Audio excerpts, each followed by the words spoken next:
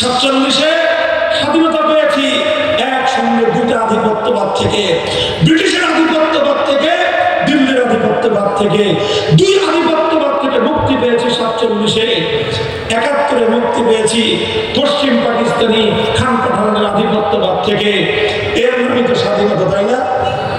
এই স্বাধীনতার প্রায় সবকিছুর পরে তো 55 বছর পরে এসে স্বাধীনতা নিয়ে আমার মূল্যায়ন হলো এই, আমরা একটা স্বাধীন পতাকা পেয়েছি, পতাকা স্বাধীন হয়েছে, মানচিত্র পেয়েছি, মানচিত্র স্বাধীন হয়েছে, জাতি আজও স্বাধীন হয় না।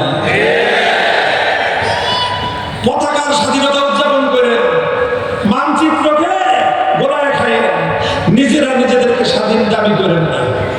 এটাও একটা আত্মপ্রবঞ্চনা ছাড়া কিছুই নয়। নিজেদেরকে স্বাধীন বলে দাবি করাটা, এই মাটিতে বসবাস করে, এটার চেয়ে বড় আত্মপ্রবঞ্চনার কিছুই নাই। বলতে পারেন হুজুর এত বড় কথা কেন বলতেছেন? বলতেছি এই জন্য, আমরা স্বাধীন হয়েছে আজ 80 বছর, এখনো আমার আদালত চলে ব্রিটিশ প্রবর্তিত গোলামীর বিচার ব্যবস্থা দিয়ে। আমরা স্বাধীনতা লাভ করেছি আজ 55 বছর, এখনো আমার পার্লামেন্ট থেকে সচিবালয়, গোটা প্রশাসন চলে এখনো সেই গোলামীর ব্রিটিশের প্রশাসন ব্যবস্থা দিয়ে। আজ আমার primary school, high school, college, university, গোটা শিক্ষা ব্যবস্থা পরিচালিত হয় ব্রিটিশের বানিয়ে দেওয়া গোলামীর শিক্ষা ব্যবস্থা দিয়ে। তারা কি চান? এখনো আমার দেশের অর্থ ব্যবস্থা, গোটা অর্থনৈতিক বন্দোবস্ত চলে ব্রিটিশ প্রবর্তিত ইহুদি খ্রিস্টানদের বানানো সুদ ভিত্তিক গরিবের রক্ত চোষা অর্থ ব্যবস্থা দিয়ে। তাহলে থাকলোটা কি একটা জাতি? আরে যেই জাতির বিচার ব্যবস্থা গোলামীর ব্যবস্থা, যেই জাতির আদালত চলে গোলামীর বিচার ব্যবস্থা দিয়ে, যেই জাতির সচিবালয় পার্লামেন্ট চলে গোলামীর শাসন ব্যবস্থা দিয়ে, যেই জাতির শিক্ষা ব্যবস্থা চলে, শিক্ষা প্রতিষ্ঠান চলে গোলামীর শিক্ষা ব্যবস্থা দিয়ে, যেই জাতির অর্থ ব্যবস্থা চলে গোলামীর অর্থনীতি দিয়ে, সেই জাতি স্বাধীনতার গান গাইতে পারে, স্বাধীনতার পতাকা ওড়াতে পারে, সেই জাতির ঘরে স্বাধীনতার সুফল আসতে পারে না। এই জন্য একটা জিনিসের ফেরি করে যায়, হে বাংলার মুসলমান, 270 বছরের লড়াই চলছে আমাদের।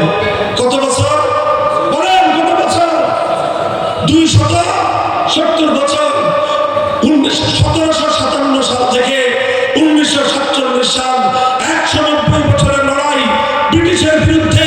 1947 থেকে 1971, 24 বছরের লড়াই স্বৈরাচারী পশ্চিম পাকিস্তানি খান পাঠানদের বিরুদ্ধে। 1971 থেকে 2025, 55 বছরের লড়াই আমাদের স্বদেশের চোর বাটপার শোষকদের বিরুদ্ধে। এই হলো 270 বছরের লড়াই। 300 বছরের বঞ্চিত, নিপীড়িত আমার বাংলার মুসলিম জনতা, এবার জেগে ওঠো, হাতে হাত রাখো, মুষ্টিবদ্ধ হাত তুলে শপথ করো, আগামীর বাংলাদেশ হবে ইসলামের বাংলাদেশ, আল কোরআনের বাংলাদেশ। এই প্রস্তুত থাকবেন তো ইনশাআল্লাহ?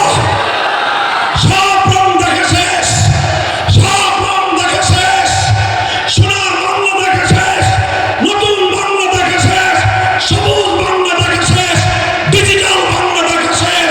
এবার দেখতে চাই আল কোরআনের বাংলাদেশ।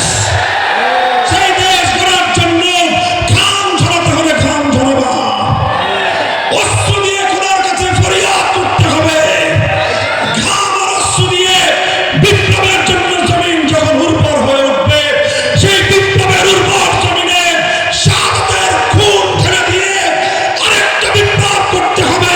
শুধু ফ্যাসিবাদ বিরোধী বিপ্লব নয়, মানব রচিত তন্ত্রমন্ত্রের কবর রচনা করে আল্লাহর কোরআনের শাসন কায়েম করার বিপ্লব।